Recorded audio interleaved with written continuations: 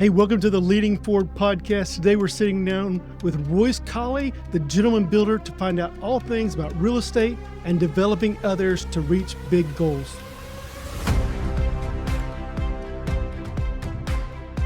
Royce, thank you so much for being on Leading Forward today. Man, appreciate you being a part of this. Well, thank you, Nick. It's a pleasure to be here, man. Yeah, so let me tell the audience a little bit about who you are. Royce is a real estate developer, home builder who's been building homes in DFW for the past 10 years. 10 years. Built over 100 homes, over $30 million worth of real estate development completed. He's also the founder and CEO of the Gentleman Builder, which is the largest residential development institute in Texas.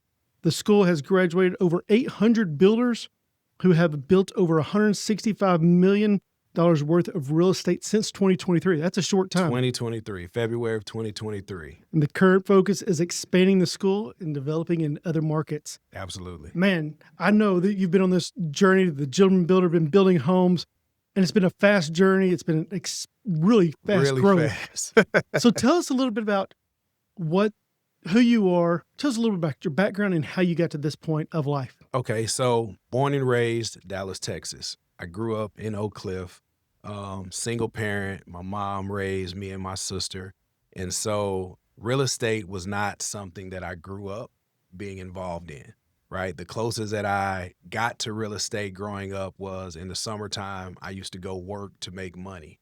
There were two general contractors in my neighborhood who needed some assistance, right? And so I used to go with them in the summer. I used to go build fences. I used to build decks and things like that. So Just I a grunt doing it all. Absolutely. I became very accustomed to working with my hands. And so I always thought that building a house was fascinating, but I never thought that I would be actually where I am now as a real estate developer, as a home builder.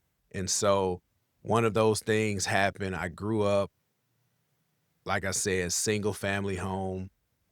I went to the military right after high school, did 10 years in the Navy, learned a lot of discipline, learned a lot of structure, but I always had an entrepreneurial mind, right? I remember 7th, 8th grade, I was selling candy out of my book bag, selling chips just to make money to go buy. Back then, it was a starter jacket. I don't know if you remember the starter jacket, right? Yeah, So the puffy cowboy starter jacket. Yeah. I wanted this Dallas Maverick starter jacket so bad. So I started selling chips and candy and juices and things like that at school. And I think that's what sparked that entrepreneurial mind. And so growing up, I always had some type of side hustle, right? Even in the military, the multiple things that I did, started multiple companies, small companies, just to make money.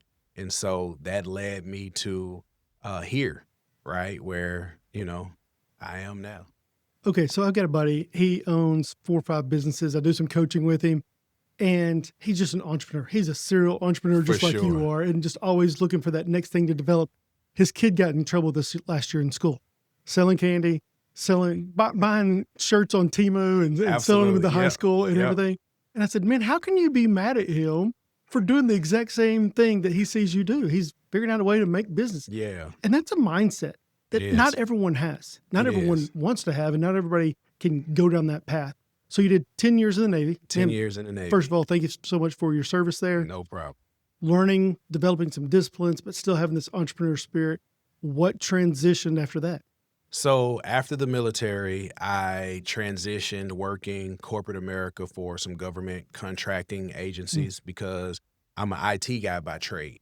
So I spent 20 years of my life in IT, system engineering, network engineering, things like that. So when I transitioned from the military, I was still W-2 employee working for government contractors and things of that nature. And so what I realized is there was a larger piece of life that I wanted to live. Right? There were more things that I wanted to do for my children and my family, be able to provide different opportunities, be able to allow them to have different resources that I didn't have growing up. And so that led me into wanting to do more. And so one of the key things in my life that I'll never forget, I read an article one time by Warren Buffett. And in this article, Warren Buffett stated that there are more millionaires made in real estate than any other industry in the world. And Absolutely. so I always knew that real estate was one of those things. One thing that God isn't making any more of, and that's land and earth. right? And so once you understand how to attain it and what value it holds, then you understand how successful you can be in that actual space and industry. And so it was one of those things that I've always wanted to delve into my entire life. Didn't know how, don't have any real estate experience before I got in. I didn't have parents that were in real estate or construction, any of that. I just knew that, hey, real estate is it. I have to get in somehow. And so 2016 actually, beginning of 2016, I got into real estate. Okay, what was that like? Who partnered with you? How did you make that step? So really funny story, right? There used to be a show that came on in Dallas really late at night, like 2 in the morning. It was called Flavor TV. It was a lot of rap Okay. videos, right? And so up late one night watching Flavor TV, this infomercial comes on. Hey, do you want to learn how to flip houses like they do on HGTV?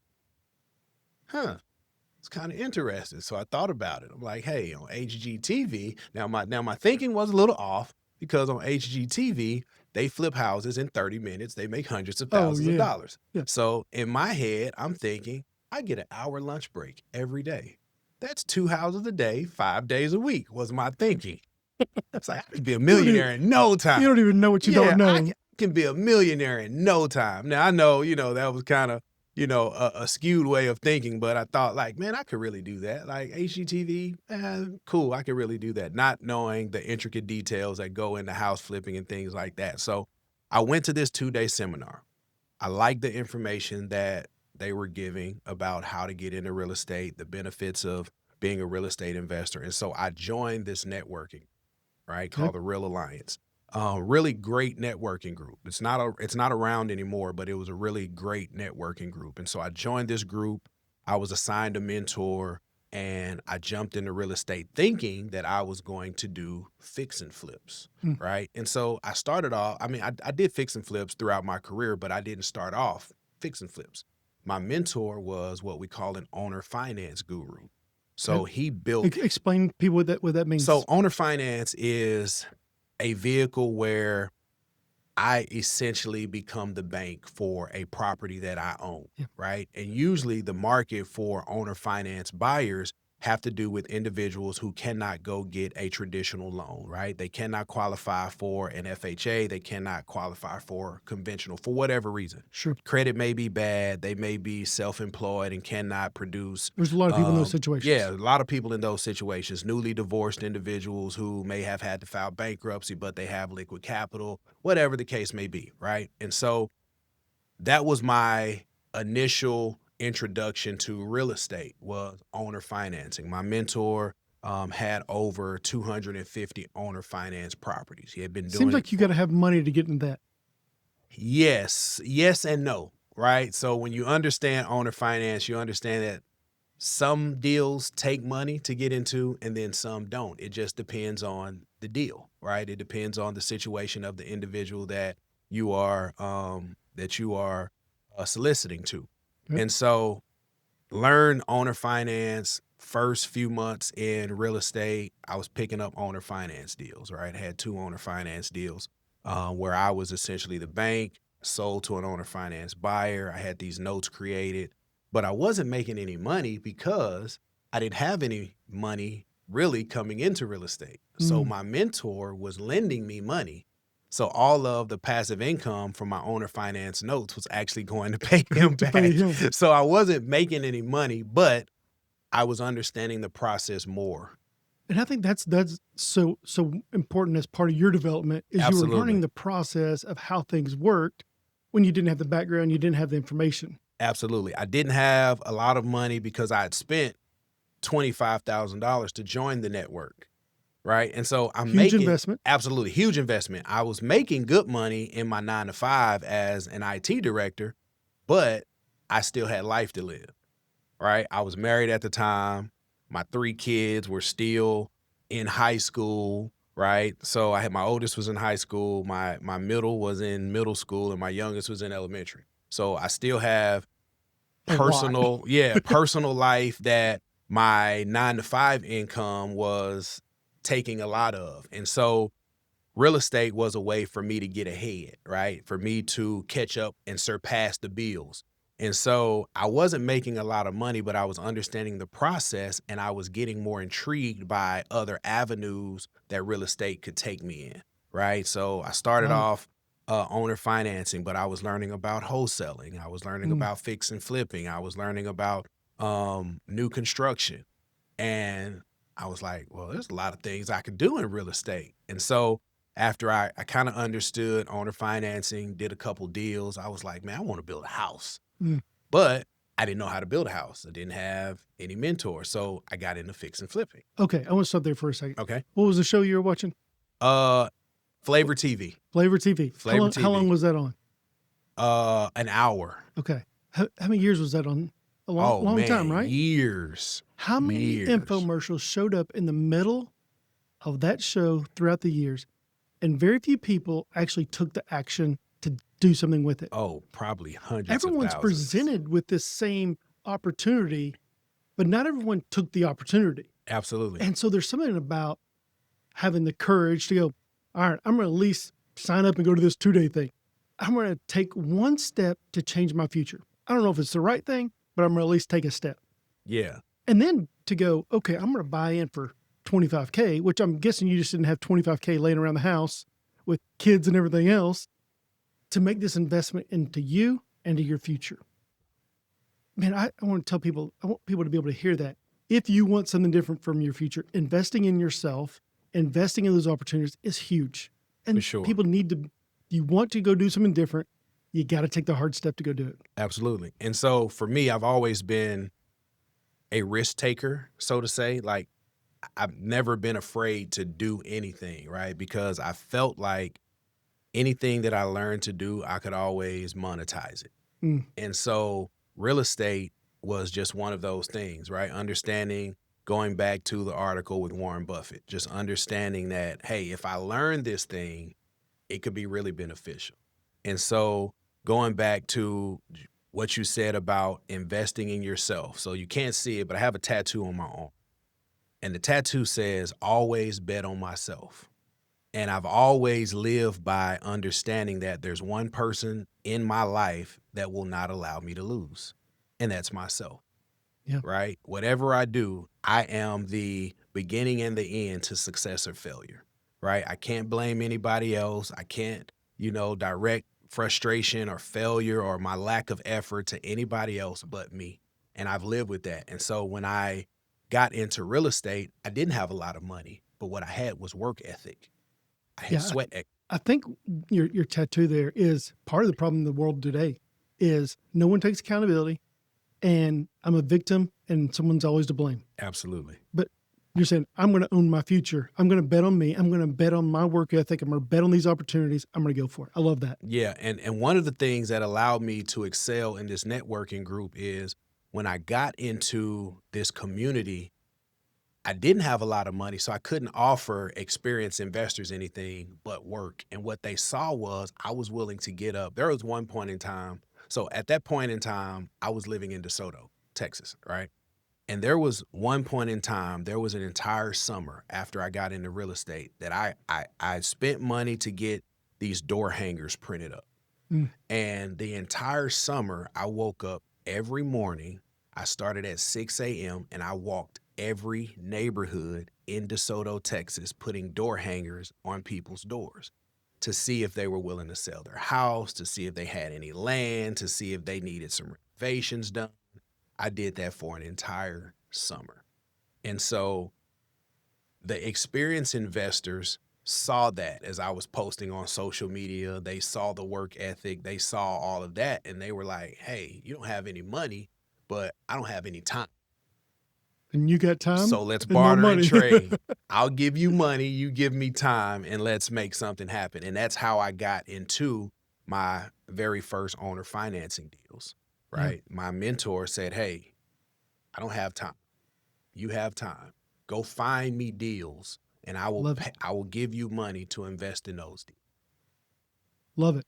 Okay, so grew through that process, started developing, started actually making some money and growing. So tell us about the Gentleman Builder. What was kind of the inception of that, and what is it?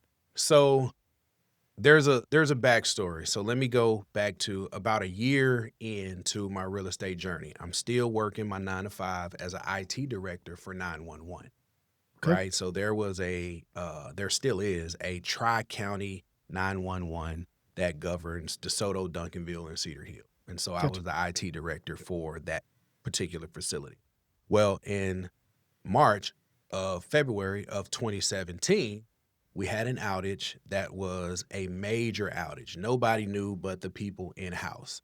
And the outage was so bad that it caused me to be so stressed out that I had a mild stroke Wait, at the age of 37.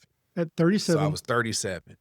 you have a mild stroke. I have a mild stroke at the age of 37 because this outage that lasted almost 50 hours Wow. had so much stress mentally and physically on.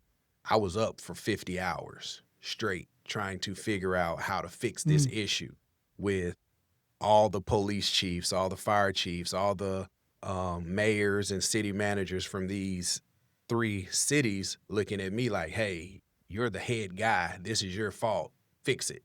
And so I had a mild stroke, and that kind of pushed me more into real estate because during that process, there were some things that went on where all the blame was placed on me. And so during that process, that particular organization started to solicit for my resignation or my position before I was cleared to come back to work. And so that really kind of forced me to have an understanding that I have to now take my life into my own hands and do something different because they don't value who I am as an employee or a person.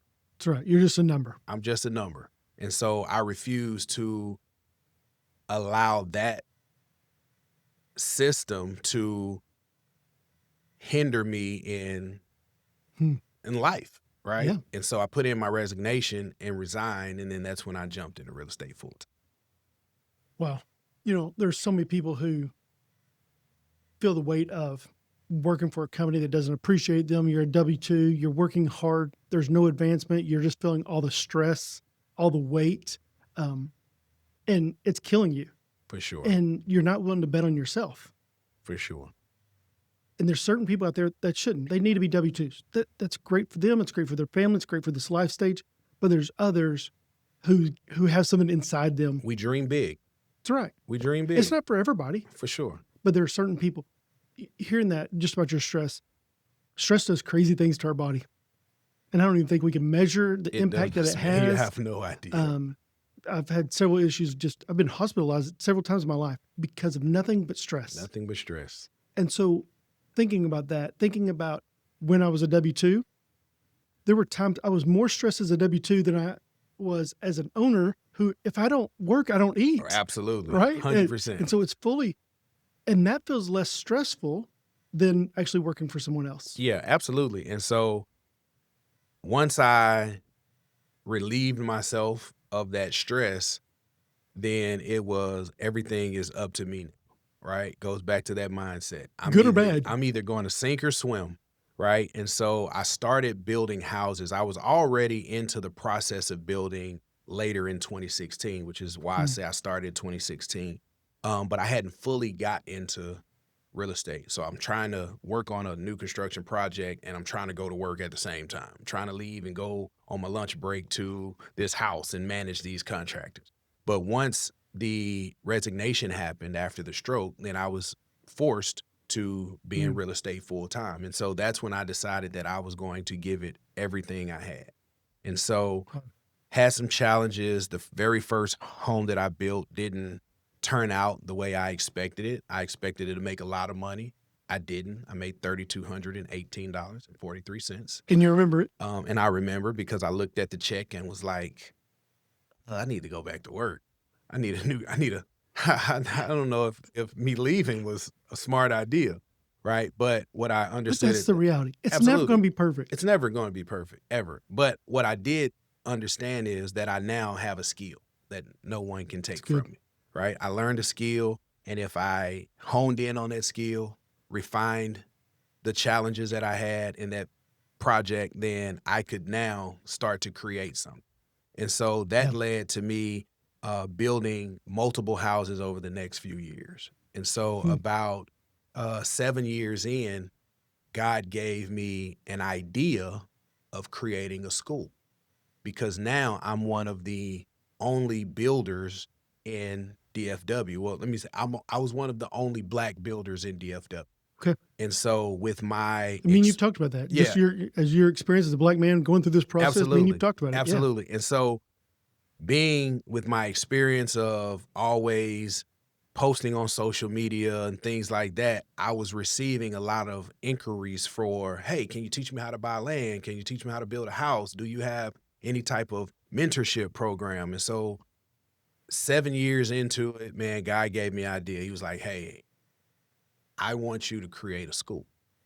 And I had no idea how I was going to create a school. What that even means. Right, Yeah. what that even means. But I knew there was an opportunity because I had seen other individuals in other markets and in other industries who were teaching people what their specialty was, what their expertise was. And I said to myself, if I can just figure out how to structure a curriculum, then for sure I can teach, right? And so that's what happened.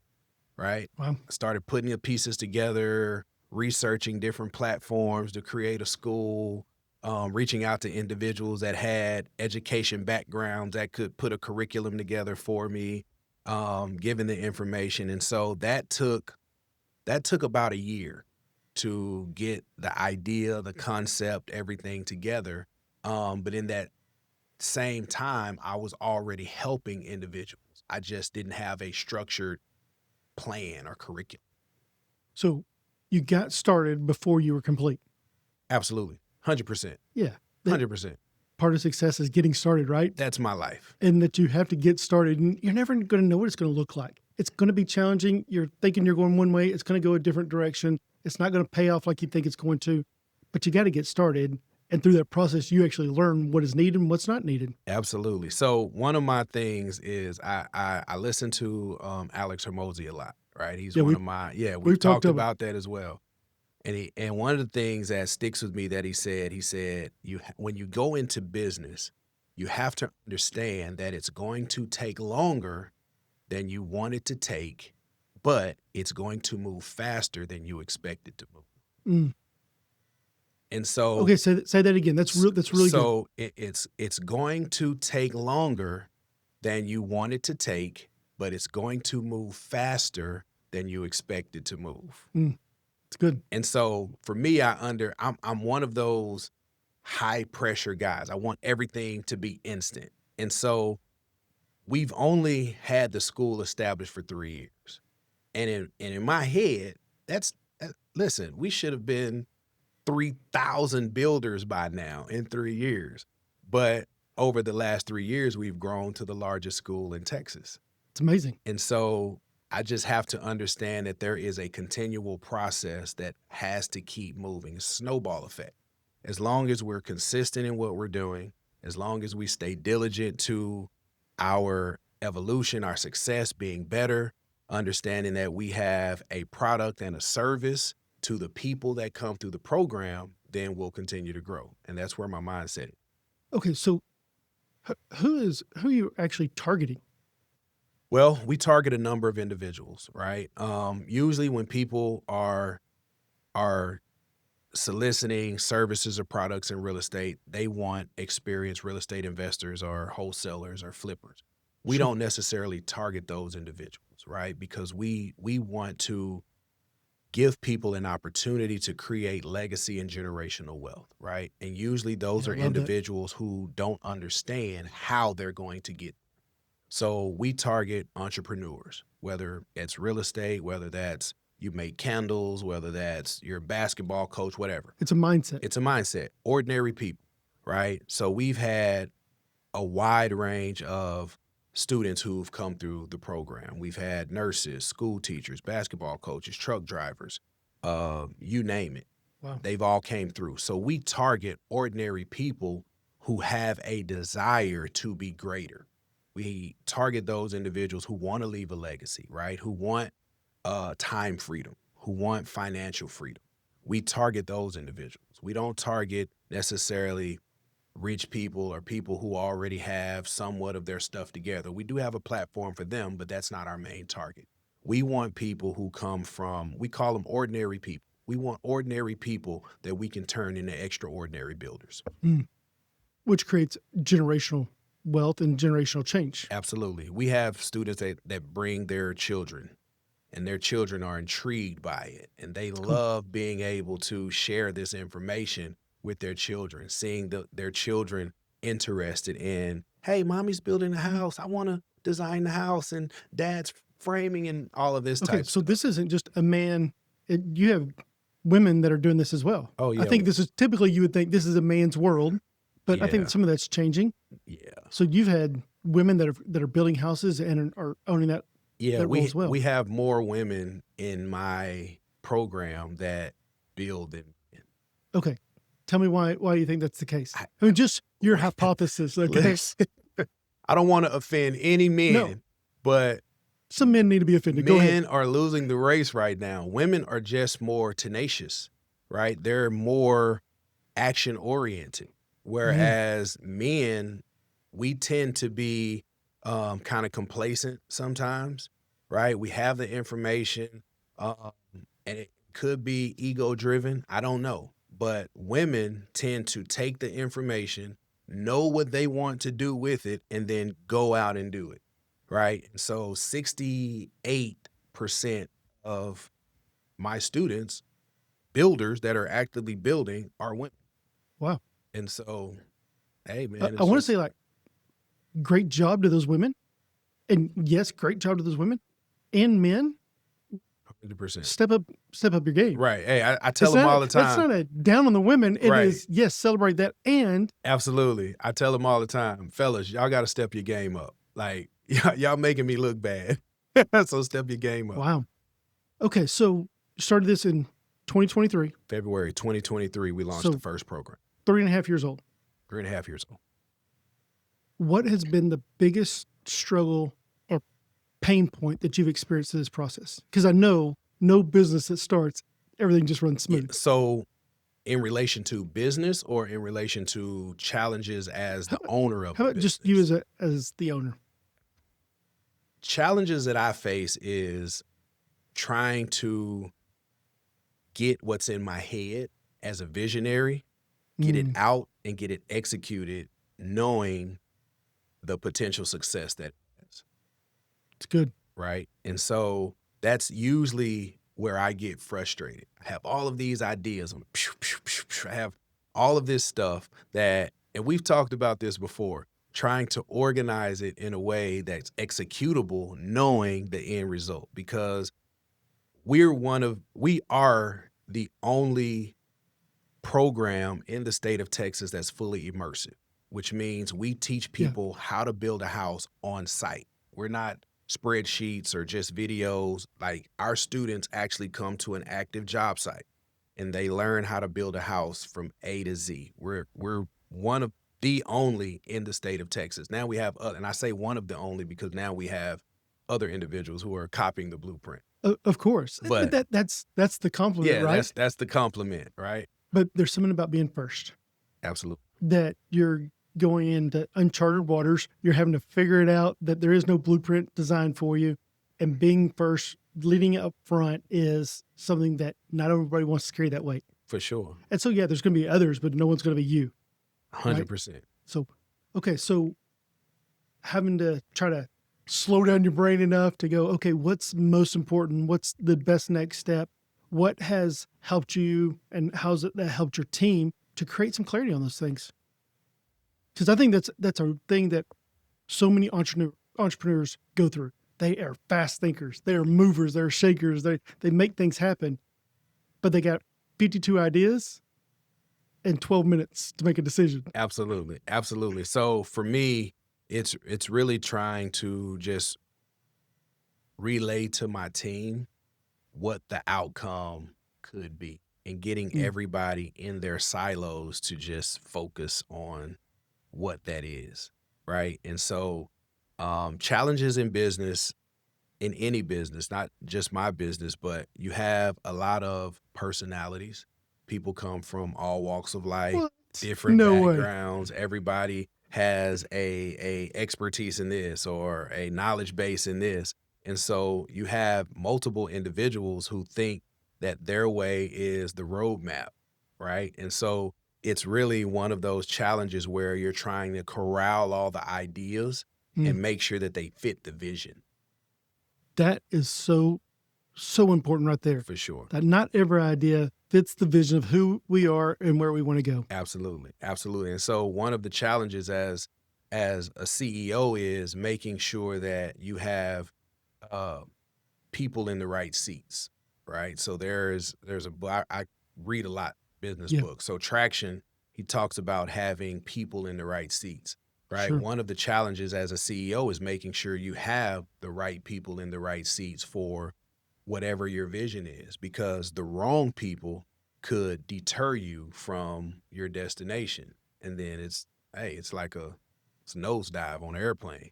All right. So we talked about this recently. Absolutely. That having the right person in the right position is exponentially just amazing and continues to grow. But having the right person with the right skills in the wrong position can really make them feel like they're horrible and they're no good at their job.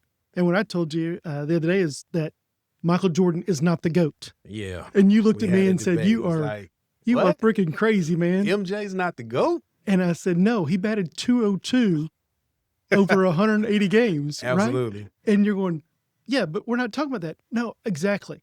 He is the GOAT when it comes to basketball. For sure. But you put him in the wrong position in the wrong game, and he looks foolish, right? Yeah. And so I think that's so important to make sure you have the right people, right seats, using their skills to actually accomplish the vision. Absolutely. And another note to that is you have to understand that as a CEO, right, and a business owner, you can't always be the smartest individual. Oh, Right? say that again. Yeah, as a CEO and a business owner, you can't always be the smartest individual. It is your job to go find other individuals that are smarter than you in other areas that can assist you. Yeah. They need to be what we call the integrators. Going back to the book Traction, you're the visionary, they're That's the integrators. So you give them the vision and allow them to battery pack that vision for what their skill set is. That's right. And so that's one of the hard things that I had to learn, because every business that I've created, I created on my own, and I've tried to make it a success on my own. And with the Gentleman Builder, we grew so fast that there's no way that I could have done all of this without certain individuals in certain seats doing things like good. coaching and facilitating, being back office administrators, right? My partner, they do a great job in their respective areas, right? And so I could not have been the CEO that I am without understanding who I needed as team players, right? And Yeah. so that's one of the biggest parts. Thinking about that, thinking about your tattoo, bet on me, Always bet on myself. bet on myself, and build a great team. Absolutely. Absolutely. I think that's part of betting on yourself, is being willing to go, I can't be the smartest. I can't be the strongest. I can't be the best person in the room. If I am, I'm the ceiling. Absolutely. And I begin the cap of how far we can grow. And so bet on myself and build a great team. And build a great team. There's not a sports team that I could think of, when I say team, meaning multiple players, that didn't have a superstar and supporting players. Yeah. There's not one that I can think of on any football, basketball, baseball, soccer team, right? I was watching the World Cup semifinals the other day. Messi, the greatest soccer player ever. But guess what he didn't do the other day? He's not the one that scored the game-winning goal. That's right. He had the assist to a supporting player that understood, when he passes me the ball, I need to execute. That's right. That's all business is. And I think that's so good. I think so many business owners, they cap out their business by thinking everything has to depend upon them. For sure. That I'm the end all be all of everything, and no decision can be made. Heard John Maxwell say it this way: say yes, tell the team, and let them go do it. Yeah, that's it. Let them go do it. It's a constraint that most business owners aren't aware of, That's right? right. You can't. So in our business, we call it a key man constraint. That's right. If I have to control everything, what happens when I'm not there to control it? That's right. Does it still operate? What happens when I want to go on vacation? What happens when I'm not reachable by phone or email? What happens when Well, you never get to go on vacation. You never get to take a day off. You Absolutely. never get to go have an evening off with your wife. Absolutely, absolutely. And so that plays into your work-life balance, right? If I could never rest, now I'm at the phase of I'm frustrated as a business owner. Now Sure. I want to quit, but I'm quitting before what God has placed for me to accomplish is complete, because Right. I was not aware of the pieces that I needed to go acquire to help me with my vision. So I think a big part of that is so many business owners, because they bet on themselves, there's this layer of pride thinking it has to be me. for sure. And it's not prideful to own everything. You're just the cap for your entire growth. Yeah, and I'll admit I've been victim to that Oh, as the owner and CEO sure. of this company. You know, I in the beginning struggled with, hey man, I started this business. This is my business. I want to make sure that people know that I started this, because what comes with success is acknowledgement. And everybody wants to be acknowledged for That's right. something successful. Yeah. And so business owners have to understand that the removal of ego is necessary in the So growth of a good. business. And I too, I struggle with it. I admit, like, I want to be the guy that's known for creating this incredible school, but I also have to be known for the guy that acknowledges the key players that have helped me grow this incredible school. And so it's a Yeah. battle sometimes. Yeah. Going back to the Jordan thing, right? You want to be the guy who takes the last second shot, but also being able to give it to Ken Paxton to make the shot, Absolutely. right? 100%. Yeah. 100%. So if you don't know what that is, you need to go back and watch some basketball. Okay. Oh, yeah, yeah. There, yeah. Oh, yes, way back in the day. Okay. So thinking about that, tell me this: what's one piece of advice you would give to the person who's maybe thinking about being a builder? They're thinking about that next step as an entrepreneur. What wisdom or advice would you give them? One of the things that I always harp on when it comes to people who ask me, well, how do I get into it? One of the most beneficial things you could do as someone starting anything is learn from those who have already done it. Good. Right? Which was one of the reasons why we started the school. I understood that there were other individuals who wanted financial freedom. They wanted time freedom. They wanted to understand how building could change their lives and create wealth. Yeah. Well, no other benefit to doing that is but finding someone who has already done it, someone Good. who could lessen your learning curve, someone that could keep you from making mistakes that could bankrupt you, right? And so I tell people all the time, find someone that can either mentor you or be able to facilitate how you learn what it is you're learning to do without you having to take on the challenges and the risk and the lessons that they learn, the expensive lessons, because Yeah. there are some expensive lessons in real estate, I'll tell you. And so you want to be able to surround yourself with individuals who are really actually doing what it is that you want to do. So good. Love that. All right. So my last question for you. Well, first of all, tell us, how do people find you online, on socials? How do they find out about the Gentleman Builder if they want to find out more information or schedule a call? I am probably one of the most Googleable Okay. guys on social media. Anything the Gentleman Builder. If you go to Google, search the Gentleman Builder. We're the Gentleman Builder at Instagram. We're the Gentleman Builder on Facebook. We're the Gentleman Builder on YouTube. We're the Gentleman Builder on TikTok. So anything the Gentleman Builder will lead you to one of our social media pages or our website, where you can find out all the information about the program, what we offer, the proof of concept that we've been able to produce with over 800 builders, some of the And growing. amazing and growing, some of the amazing projects that they've completed, and hey, how you can be a part of it. It's great. All right. So my last question I've been asking people on the podcast is, looking back, what would you tell your 20-year-old self? Start sooner.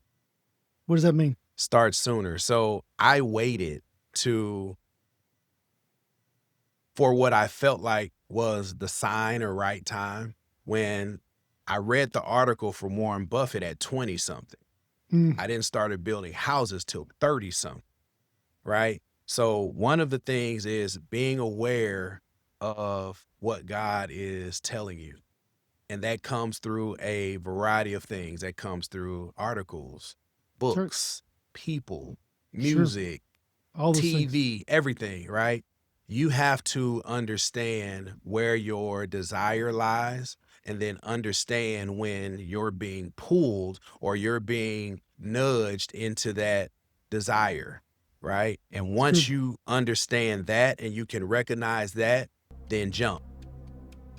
Jump off the cliff, spread your wings, stop letting everybody else around you fly, and fly yourself. Man, I love that. Hey, thank you so much for joining us today on Leading Forward. If you didn't hear anything else, you need to hear that last statement. It's time to jump. It's time to take that leap forward. Bet on yourself, go for it, and build a great team around you. As always, continue to learn, continue to grow, continue to get better, and always lead forward.